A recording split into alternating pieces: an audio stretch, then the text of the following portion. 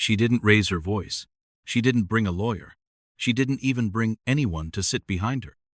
Just a folder worn at the edge of sand, a name the world had nearly forgotten how to say without suspicion.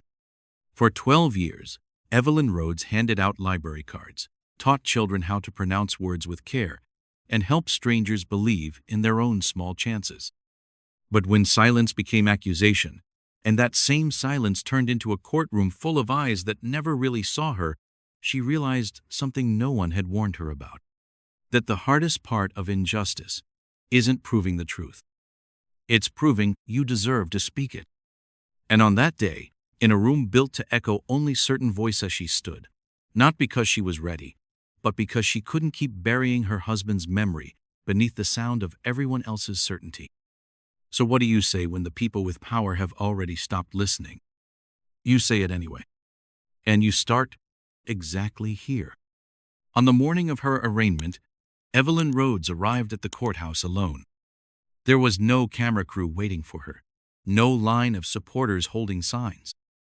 Just a woman in a pressed gray skirt, suit worn at the elbows, clean at the collar, standing at the bottom of a wide concrete staircase that had swallowed men stronger than her. She adjusted the strap of her leather bag, checked her watch not for the time, but for the comfort of repetition, and exhaled. Inside, the air was cool, metallic, the kind of cold that didn't come from temperature but from tension. Every footstep echoed louder than it should have. Every cough, every whispered word bounced off the polished walls like judgment. She walked through the security scanner like she'd done 100 times before, but today, something was different. The guard didn't smile back. The clerk at the intake window didn't make eye contact. And a man, in a tan suit she'd never seen before, whispered something to his colleague and nodded toward her. She knew the look. It wasn't fear. It was certainty. The kind people wore when they believed they already knew who you were. Evelyn stepped into courtroom 3B and instantly felt it, every eye lifting, pausing, calculating. There were no outbursts, just that quiet, suffocating sense of placement. As if the room had assigned her a role long before she arrived. In the front row sat a woman from the local paper. She recognized the byline from the recent op-ed titled, "When Civic Duty Crosses the Line." Just behind her was Councilman Reddick, the same man who had once handed Evelyn a certificate for outstanding community literacy work. He wouldn't meet her gaze. She took a seat at the defendant's table. No one else sat beside her. No lawyer, no assistant. Just her and a slim navy blue folder she'd been carrying for 10 years, the folder that once held her late husband's last letter. The judge entered. All rise. She stood, her knees stiff but unwavering. Judge Jonathan Bexley was older than she expected, late 60s maybe. Tall, sharp-featured, white hair combed straight back like a man who still believed decorum could cleanse bias. He adjusted his robe before speaking. Case number 24, CR 1751, State of North Carolina versus Evelyn May Rhodes. Charges: obstruction of justice, unauthorized use of government property, and defamation of a public official. Are we prepared to proceed? The prosecutor stood before Evelyn could speak, a young man, all angles and arrogance. Your Honor, the state is ready. However, the defendant has declined counsel and intends to represent herself. That did it. A few murmurs flickered through the room. Judge Bexley blinked. Miss Rhodes, is that correct? Yes, Your Honor, she said. I'll be speaking for myself. You do understand the seriousness of these charges? I do. He paused, as if waiting for her to flinch, to fold. But Evelyn simply sat back down, her palms flat against the table. Beneath the surface, her hands were damp, her heart was moving too fast, and her spine begged her to reconsider, but her face never gave it away. The prosecutor began his opening remarks with practiced ease. Ladies and gentlemen of the court, this is a case of betrayal of trust, of position, and of the very fabric that holds a community together. The defendant, a government employee, chose to weaponize her access to public resources to disseminate false and inflammatory allegations against our law enforcement officers. Her actions not only obstructed an ongoing investigation, they sowed discord in a town already frayed by tension. He pointed toward the evidence table. "We have the email. We have the IP logs. We have witness statements. And we'll show you how this woman, this librarian," he emphasized the word, like it was an insult, used her position to shield herself while dragging others into chaos. Evelyn stared at the wood grain of the table. He was good. Not brilliant, but good enough to spin facts into a rope long enough to tie someone down. Her breath tightened, not because she feared his words, but because, somehow, she'd always known this moment would come. Not in this form, not in this courthouse, but she had carried a quiet warning for years, ever since Charles died.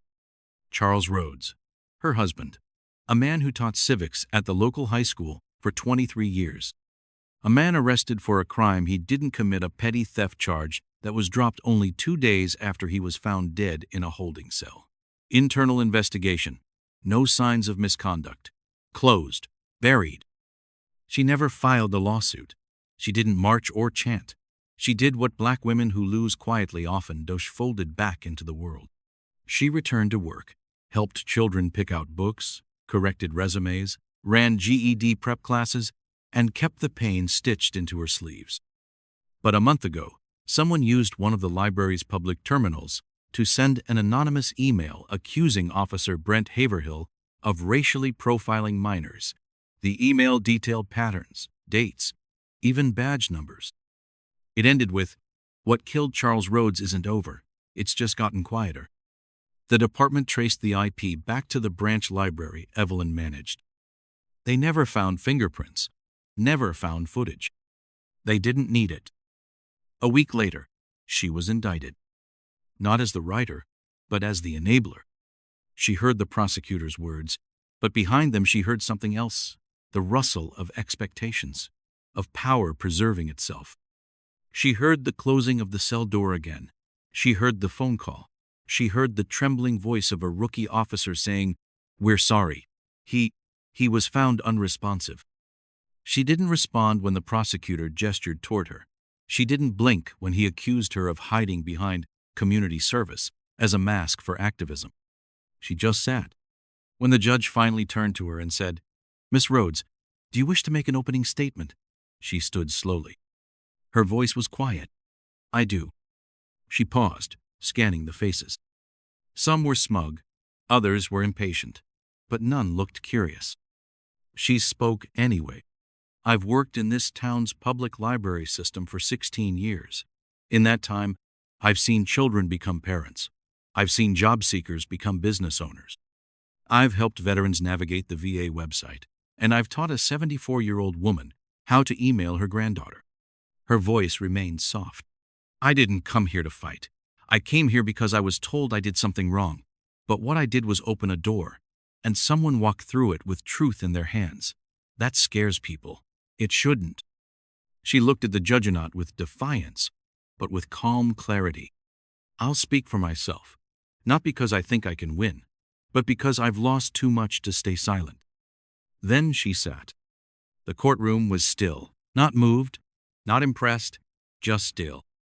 Because no one believed her yet. Not the judge. Not the prosecutor. Not the crowd. And in truth, neither did Evelyn. She didn't sit there with the certainty of innocence. She sat there knowing how flimsy the truth looked under fluorescent lights and laminated evidence. She sat there knowing how easily fear gets mistaken for guilt, and how rarely dignity survives inside a courtroom if you're alone. Especially if you're black, and a woman, and used to being helpful instead of heard. But beneath all of that, in the bottom corner of her bag, was the letter Charles wrote her 5 weeks before his arrest. It began with, "If you're reading this, I didn't make it back home," and ended with, "If the day comes when it's you standing up for what I didn't get to finish, don't do it loud. Do it steady." So she would. Even if her hands trembled. Even if her voice cracked. Even if the courtroom was already convinced of her guilt. Evelyn Rhodes didn't come to court to clear her name. She came to remind them she still had one. The first thing Evelyn noticed as she re-entered courtroom 3B the next morning was the subtle rearrangement of power. The prosecutor had brought a second chair to his table, a young assistant, fresh-faced hands, constantly moving, whispering notes that seemed to annoy more than assist. A new layer of confidence, like a man tightening his tie before a speech he was sure would land. Evelyn sat in the exact same seat. No briefcase, no stacks of printed arguments. Just the navy blue folder and a pair of glasses she barely needed but wore anyway because they reminded her of her mother, a seamstress who once said, "You don't have to be rich to look like you know what you're doing." Judge Bexley adjusted his robe and spoke without looking up. "We'll begin with the witness testimony. Mr. Lomax, you're first." The prosecutor rose. "The state calls Trevor Darnell to the stand." Trevor was the nighttime security officer at the East Wilmington Branch Library. Late 50s, clean-shaven, wore his uniform like it was armor. Evelyn knew him, not well. Just enough to remember how he always double-checked that the bathrooms were empty before locking up. He took the oath, sat down, adjusted the microphone with trembling fingers. "Mr. Darnell," the prosecutor began, "can you confirm that on the evening of April 12th, you witnessed the defendant in the computer lab after hours?" Trevor hesitated. His eyes flicked toward Evelyn, then downward. "I saw her near the lab," he said. "She was walking through." "Was she alone?" "I think so. I didn't see anyone else." "And how long was she there?" "I don't know. Maybe 10, 15 minutes." "Did you see her at a computer?" Silence. The courtroom leaned in. "I saw her near the row," he finally said. "She might have been using one. I didn't check." The prosecutor nodded, as if that was enough. No further questions. Evelyn stood, walked to the podium slowly. Her heels clicked, softly an echo she no longer feared. "Mr. Darnell," she began, "how many public terminals are in that lab?" 12. "And how many were in use that evening?" "I'm not sure. It was late. Not many." "Were the lights on?" "No. Just the emergency lights by the exit signs." Evelyn nodded. "You said you saw me near a row. How far were you when you saw me?" "About 30 feet. "And the monitors?" "They were dimmed. Sleep mode." "So, you didn't actually see me typing?" Trevor swallowed. "No, I didn't." "Did you ask what I was doing?" "No." "Did I look suspicious?" He blinked. "No." She paused. "Thank you." Evelyn sat down. Trevor stepped off the stand with a kind of embarrassed guilt, like a man who'd just realized he was used. The prosecutor called his next witness. Officer Rachel Mendez, mid-30s, crisp posture, no nonsense, the lead IT liaison for the Wilmington Police Department.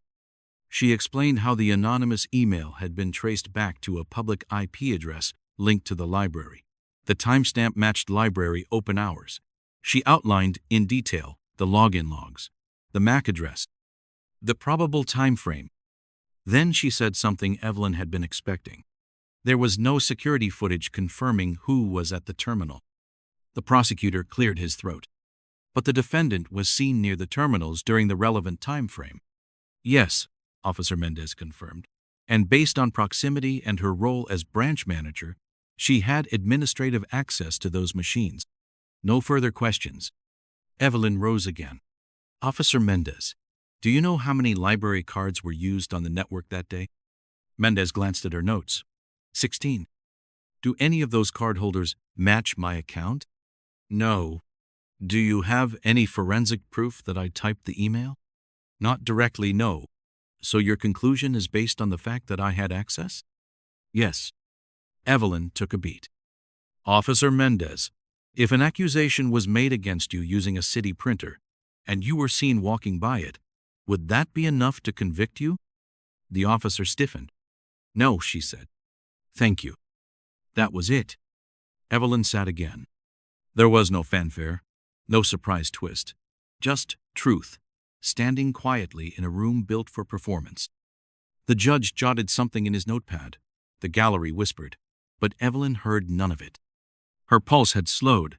Yes, but something else had taken its place. A dull, growing ache. The ache of being both defendant and historian. She wasn't just defending herself. She was remembering. And remembering was exhausting. She thought of the day Charles died. It had rained, the kind of southern rain that starts gentle, then tears the sky open. She'd gotten the call at 5:42 a.m. from a sergeant with a voice too polite. He had said unfortunate. He had said sudden. He had not said sorry. They told her he collapsed in his cell. She asked if he was alone. The line had gone quiet. No, the voice said, but no one saw anything.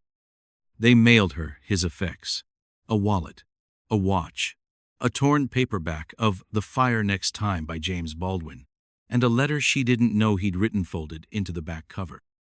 It wasn't long, just a few lines, a note for her, a message for their daughter, gone now to a city far away. But in that letter was a line she couldn't forget. They expect us to burn the house down, but some of us will just quietly change the locks.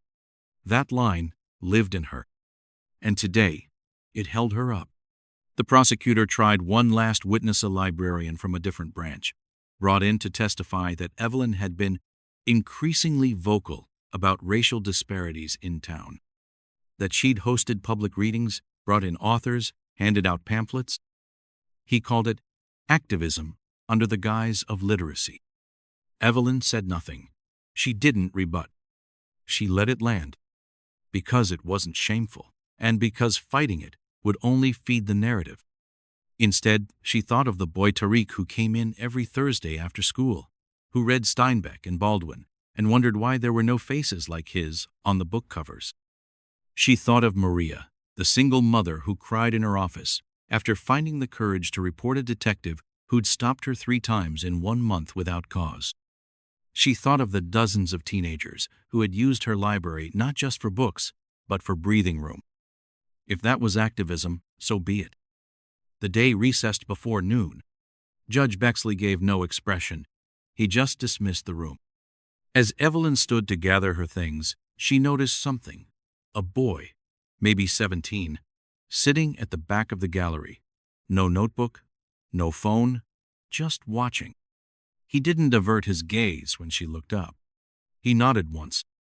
And Evelyn felt something shift, not in the case, not in the outcome, but in the room. Someone was listening. Someone was seeing. She walked out of the courtroom not lighter but steadier. The silence hadn't broken yet, but she could feel the pressure building behind it. And sometimes that was how change began, out with a bang, but with the quiet, persistent weight of truth refusing to sit down. By the 3rd day, the courtroom didn't just feel cold, it felt tight. Not physically, psychologically. As if every corner had started to close in around the truth, pressuring it to shrink, to collapse, before anyone noticed it standing in the middle of the room. Evelyn arrived wearing the same gray suit. It didn't fit any better, but her walk had changed. Slower. Not from fatigue, but from a growing awareness that every step she took toward that bench was no longer just her own. Something had shifted. She could feel it in the way the clerk handed her the docket without the usual stiffness. She could see it in the gallery. Fewer whispers, more eyes lingering with curiosity instead of condemnation. Still, no one said it aloud. But she had learned long ago that change never announced itself.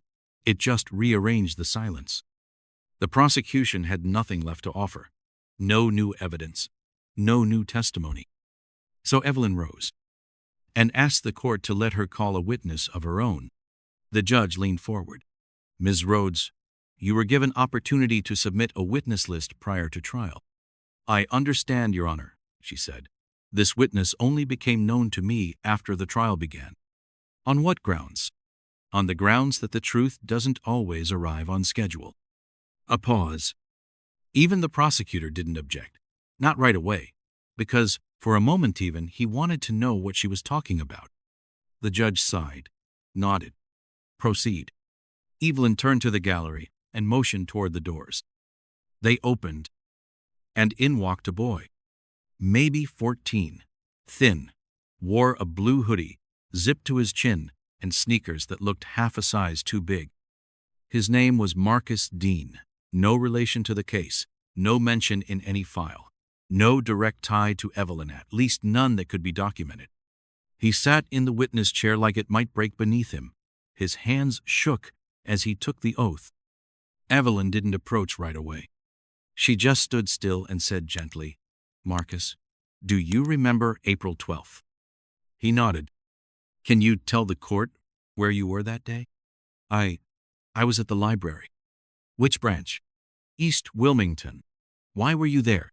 He paused, swallowed. "I go there a lot.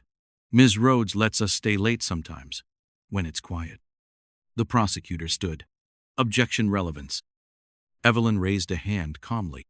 "Your Honor, I'll connect it." Bexley waved her on. "Marcus," Evelyn said, "did you use a computer that day?" The boy nodded, then hesitated. "It was number 6. Evelyn walked to the evidence table, picked up a printed copy of the system logs Officer Mendez had submitted earlier. She held it up. "This log," she said, "shows a user accessing terminal 6 at 5:42 p.m.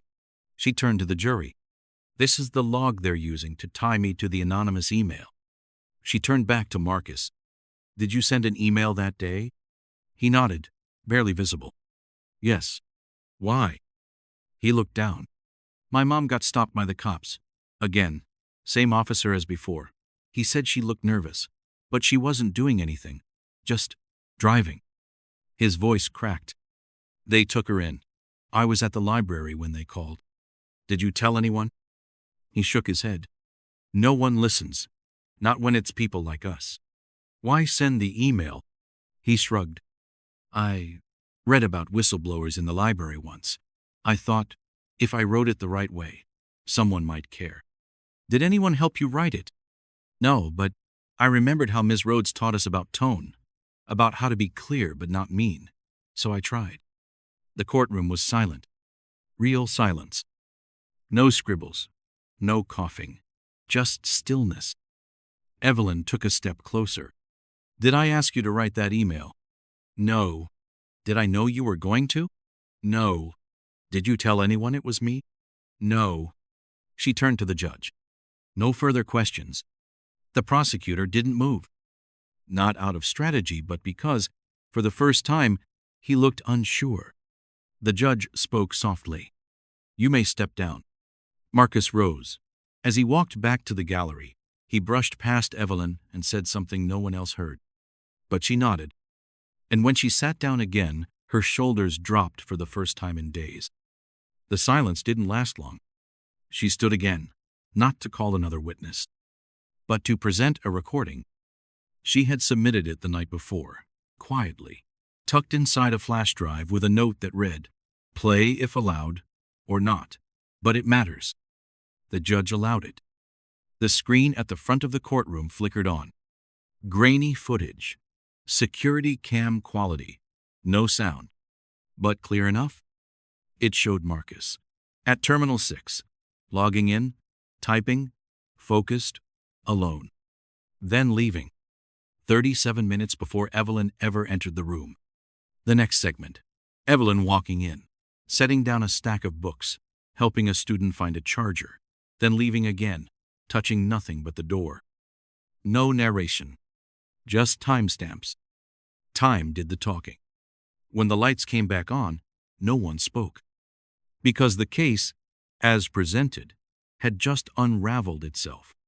Not loudly, not dramatically, but quietly, clearly, like something that had always been true, just waiting to be seen.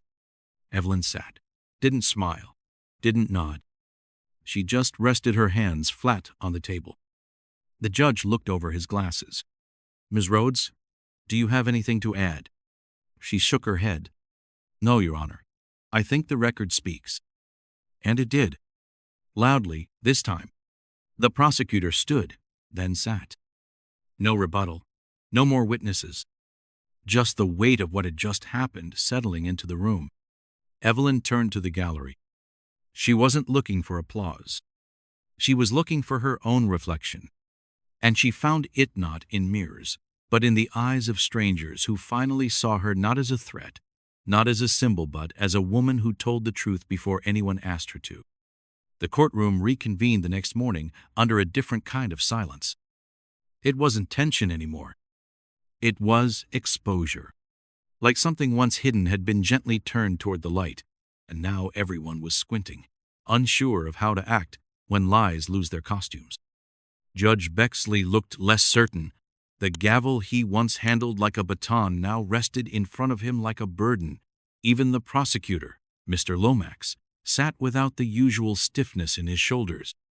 The man who once strutted between podium and bench now flipped through his notes slowly, like someone searching for a page that might not be there. Evelyn sat with both palms resting on her folder. She wasn't triumphant. She wasn't even relieved. She was preparing. Because this part, the moment that came after the storm, was the most dangerous. It was when truth made people defensive. When power, cornered, might try to save face by turning the blade inward one last time. The judge cleared his throat. Ms. Rhodes, this court has reviewed the additional evidence. Before we proceed to deliberation, you have the right to make a final statement. Would you like to speak? She stood without hesitation and walked slowly, deliberately toward the center of the room. No podium, no script, just the open space where argument usually lived. But she didn't argue. She spoke like a librarian filing the final book back onto the shelf. Orderly, precise, measured. Your Honor, she began, I've spent most of my life in rooms like this. Not courtrooms, but places built around rules, around silence, around the quiet understanding that some voices carry farther than others. She paused. Let the room settle. When I was growing up, I thought justice was loud. I thought it looked like protest signs and news cameras and men in suits banging their fists on tables.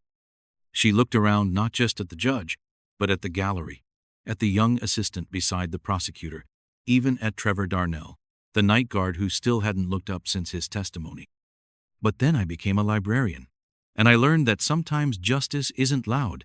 Sometimes it's the fifth grader who finds their name on a library card for the first time and realizes they belong somewhere. Sometimes it's the single mother who learns how to fill out a housing application on a library computer. Sometimes it's a boy like Marcus who finds the courage to write a letter because someone taught him that his words matter. She took a slow breath. And sometimes justice is standing in front of a room like this, knowing you didn't do anything wrong and still having to prove it, just because of where you sat and who you are. The prosecutor shifted in his seat. But Evelyn's voice didn't rise. She turned toward him. I'm not angry with you, Mr. Lomax. Truly, I'm not. Her tone was steady, unblinking. I know your job is to prosecute, to win cases, to follow the thread of suspicion until it feels like truth. But somewhere along that thread, you stopped asking if it made sense. You stopped asking who benefited from the silence and who had something to lose if the truth got too loud. She didn't accuse. She reflected. I don't think you came into this room to destroy me. I think you came in here already certain I was guilty. And that's the part we don't like to talk about. That certainty can be more dangerous than any lie. She turned back to the judge. And with respect, Your Honor, I felt that same certainty from the bench. Judge Bexley stiffened, but he didn't interrupt. You looked at me and didn't see a librarian. You saw a woman of a certain age, with a certain past, and you decided the facts would only be relevant if I was the kind of person who deserved them. She let the silence thicken, not to provoke, but to allow space. Then her voice softened. I'm not here to win. I'm not even here to change your minds. She looked at the jury now. I'm here because my husband died in a room like this, unheard, because he was labeled before he was listened to. And because the day I decided to stay silent for my own safety, I realized I'd already lost what mattered most. She returned to the center of the room. Not pacing, not grandstanding, just speaking. I've spent 12 years managing the East Wilmington Library. That building has no marble floors, no grants, no politicians dropping in for photo ops. But it has people, real people. And those people aren't perfect, but they're worth more than a headline. They deserve a place to ask questions without being punished for the answers. She held up her folder, now not as evidence, but as history. This folder has sat in my home since the day Charles died. I've never shown it to anyone. Not because I was hiding, but because I was trying to hold together what little dignity he was allowed to leave behind. She opened it and removed a single page. Not the letter, not a photo, a torn receipt from a vending machine in the county jail, time-stamped 15 minutes after his time of death, issued in his name. It was never explained, never entered into evidence, just returned to her, folded. I asked about this once, she said. They told me it must have been a glitch. She folded it again. That's what silence sounds like, when it's disguised as process. Then she looked up, not at anyone in particular, not seeking recognition, just letting her words land where they needed to. So no, I won't shout. I won't curse. I won't ask you to feel sorry for me. Her voice dropped. I just want you to think about this next time you see someone walk into a courtroom alone, without a lawyer, without backup, without a press conference. Ask yourself if silence should ever count as guilt. Then came the final turn. She looked at Judge Bexley one last time, not confrontational, but clear. And, Your Honor, when you said, on the first day of this trial, that this wasn't a debate club, I agreed, because debate clubs reward performance, but courts are supposed to reward truth. Then she bowed her head gently and walked back to her table. She didn't expect applause, and she didn't get it, because the room didn't need noise. It needed time to sit with the echo of something that couldn't be refuted. Not because it was clever, but because it was undeniable. Evelyn Rhodes had just taken a weapon meant to shame her and turned it into a mirror. And in that mirror, every face in the room saw something they weren't ready to admit, that they'd believe the story they were told because it was easier than facing the one that was true. It had been 6 months since the verdict. The jury took just under 3 hours. Not guilty on all counts. No press frenzy, no dramatic camera flashes on the courthouse steps, just a quiet exhale from a room that, for days, had been holding its breath. Evelyn didn't cry. She didn't smile. When the gavel came down for the final time, she simply looked up, whispered, "Thank you," to no one in particular, and walked out like a woman carrying something too sacred for celebration. But something inside her had shifted. Not triumph, not even relief, just clarity. A few weeks later, she left her position at the East Wilmington branch, not with bitterness and not under pressure. She left because she understood that the work wasn't finished, but the building she had once loved had done its part. It was time for a new kind of room, a new kind of silence. So she created one. It sat on the edge of the historic Districton old converted train depot, with chipped brick and a high arching ceiling.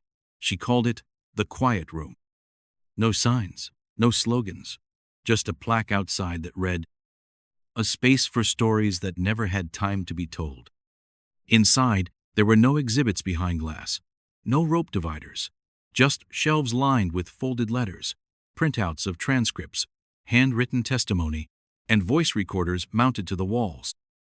Anyone could come in, anyone could listen, and anyone, regardless of past or title, could leave their story behind. Some of the letters were from families of the incarcerated, some from whistleblowers, others from children who just wanted to say they'd once been misunderstood. People came and went quietly, and for Evelyn, that was the point. Because justice didn't always need volume.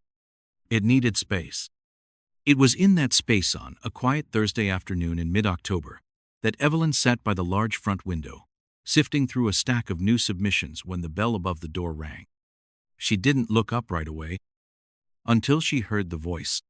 Ms. Rhodes. It was sharper than she remembered, polished, guarded, a voice that once paced across a courtroom with purpose. She looked up. It was Aaron Lomax, the prosecutor. He wore the same kind of suit, same kind of confidence, but none of the same certainty. His eyes, once sharp with conviction, now flickered with something he hadn't known how to carry before: discomfort. He held a small manila envelope in his hands. "I didn't come to talk," he said quickly. "Just to leave this." Evelyn nodded, motioned toward the drop box by the wall. But he hesitated, then approached her table. "I didn't expect to see you in here," he admitted. "Most people don't," she replied. He smiled faintly, then dropped it. "I wanted to say something." She said nothing. Let the silence make room for his intent. "I rewatched the footage," he said. "From the trial. Your closing words." He exhaled hard through his nose. "I realized something. I never once said your name in court. Not your full name. I just called you the defendant. Every single time." Evelyn met his gaze. "That's not unusual," she said. "It's protocol." "But it wasn't neutral," he admitted. "It felt safer. To keep you as an idea instead of a person." He looked down. "I just wanted you to know that." She studied him. He wasn't groveling. He wasn't angling. He was just trying to face something he couldn't language yet. She picked up a pen, clicked it once, then set it back down. And then, from the far end of the room, a voice spoke up. It was a young woman, maybe 25, standing near a wall covered in letters. "Excuse me," she asked, holding her phone. "I'm doing a piece for school, and I was wondering if you could say one thing to the person who once tried to bring you down. What would it be?" Evelyn didn't answer right away. She didn't look at the prosecutor. She looked at the girl. And then out the window, where the sky was dimming into late fall amber. Finally, she spoke. Her voice didn't rise. It didn't carry the weight of bitterness. Only precision. "I'd say next time you're certain someone is guilty, ask yourself if you're seeing a person or just a placeholder for the ones you've already judged." The girl blinked. Lomax said nothing. Evelyn turned back to her paperwork. But her words lingered like perfume soft, invisible, but inescapable. He left quietly. No rebuttal, no justification. Because some truths don't ask for acknowledgement. They ask for reflection.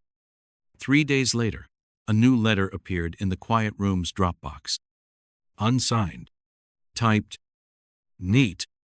It read, "I thought I knew what justice looked like. Now I think justice might be what happens when we're forced to stop pretending we always know." Evelyn folded the letter, placed it beside the others. And then she sat back in her chair as a boy walked through the door and asked if she had any books on how to write a speech. She smiled and pointed him toward the shelf labeled "Language That Listens." He sat, began reading, and somewhere in the stillness, Evelyn realized this was the room she'd always been building. Not to defend herself, but to make sure silence never won again. Have you ever found yourself sitting in a room where no one saw you for who you truly were? Not because you were invisible, but because someone decided your story wasn't worth hearing? Evelyn Rhodes walked into that silence alone, and she didn't fight with fire. She didn't scream to be heard. She simply stood her ground with the weight of her truth, the steadiness of her voice, and the quiet courage of someone who refuses to disappear. And maybe you felt that too, like the world had already made up its mind about you before you ever got the chance to speak. If that's you, I want you to remember this. Your voice may tremble. Your knees may shake.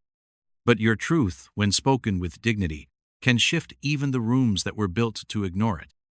So if you're carrying a story, carry it with care, but never carry it in shame, because someone out there needs to know they're not the only one still standing. If this story moved you, take a moment to subscribe and share it with someone who might need it, maybe a friend, a mentor, or even just yourself. And don't forget to drop your thoughts in the comments. Your voice matters here. Because, as Evelyn reminded us, next time you're certain someone is guilty, ask yourself if you're seeing a person or just a placeholder for the ones you've already judged. I'll see you in the next story. Stay tuned.